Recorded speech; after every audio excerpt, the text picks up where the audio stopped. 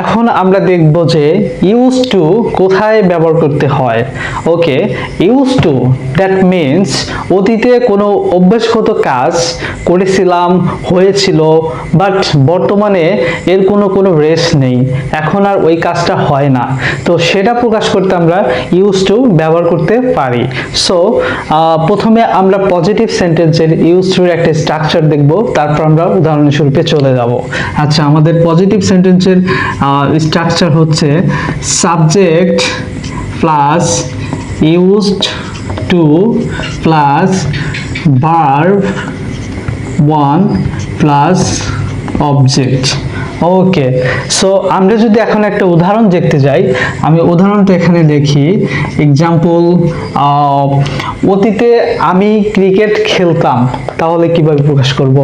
আচ্ছা, আমি subject used to plus verb on play, play হচ্ছে কি খেলা, এটা ভার্ব, কি খেলতাম, টু প্লে ক্রিকেট।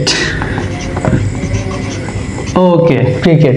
এখন যদি আমরা ইউজ টুর একটা নেগেটিভ সেন্টেন্স দেখতে চাই, সেক্ষেত্রে আমাদের স্ট্রাকচার কি হবে?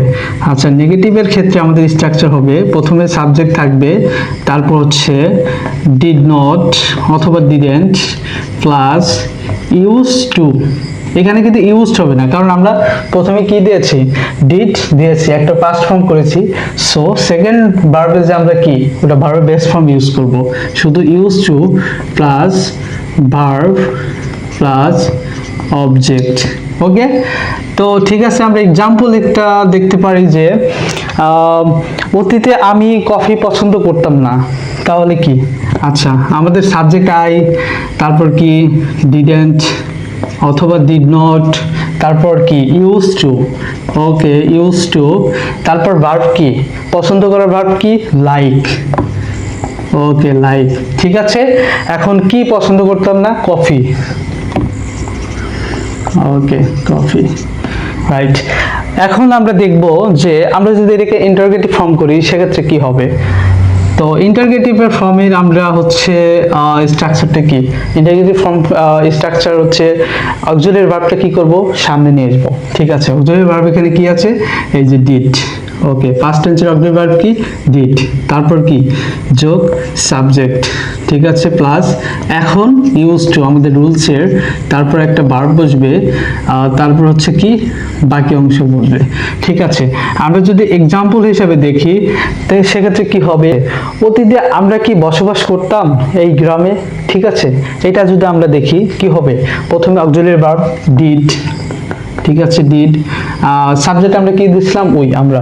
ওকে, উই, এখন কি ইউজ টু, রুলসের ইউজ টু, তারপর কি বসবাস করার ভার্ব কি, লিভ। ওকে, লিভ কোথায়, এই গ্রামে।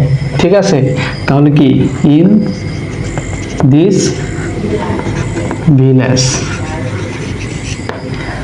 ওকে, দ্যাটস এনাফ।